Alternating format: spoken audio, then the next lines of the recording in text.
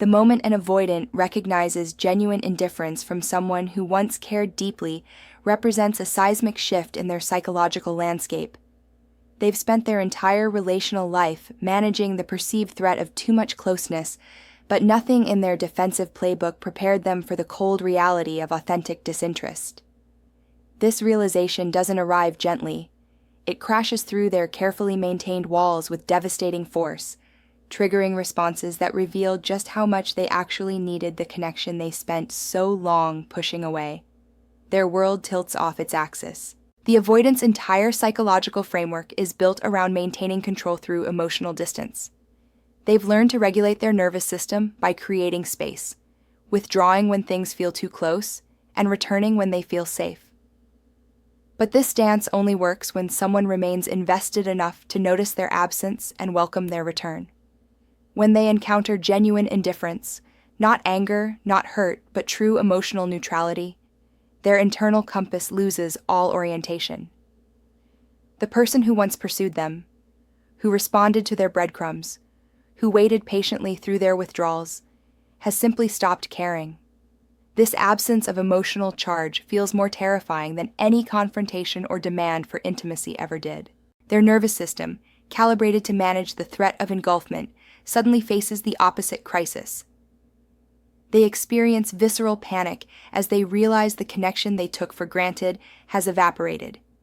The emotional safety net they assumed would always be there, the person who cared despite their distance, has disappeared entirely. Panic masquerades as sudden interest. The second phase emerges as the avoidant experiences an urgent need to recapture attention they previously found suffocating. Their psychology undergoes a temporary inversion.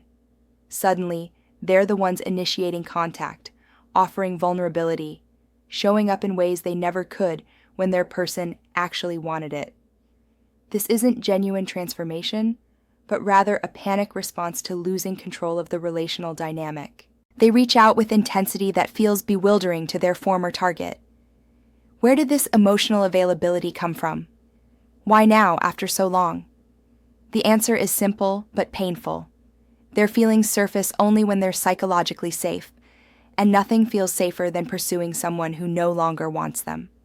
The threat of actual intimacy has been eliminated by their person's indifference, allowing their suppressed emotions to emerge without risk. This sudden pursuit serves to restore their sense of control rather than build genuine connection. They need to confirm they still matter, that they could still capture attention if they wanted to, that they haven't been truly abandoned. Their actions reveal more about their ego protection than their actual desire for relationship. They cycle through bargaining and testing. The third response involves desperate attempts to provoke any emotional reaction, positive or negative, to confirm they still occupy space in their person's mind.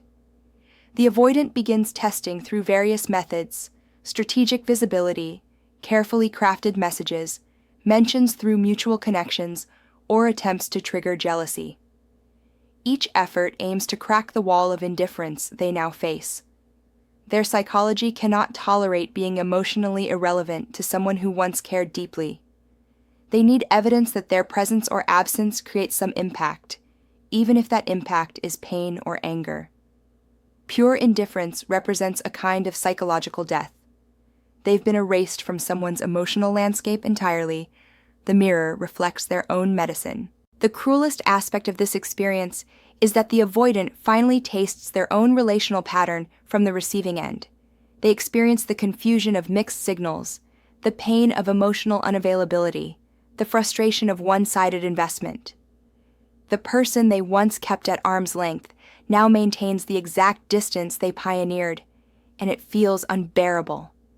This role reversal forces uncomfortable self-awareness. They begin to understand, perhaps for the first time, the psychological torture they inflicted through their hot and cold behavior. But this understanding arrives too late. The person who could have benefited from their newfound empathy has moved beyond caring whether they understand or not. The ultimate tragedy is that genuine indifference teaches them what their fear-based distance cost them, but the lesson comes only after the connection has been irretrievably lost.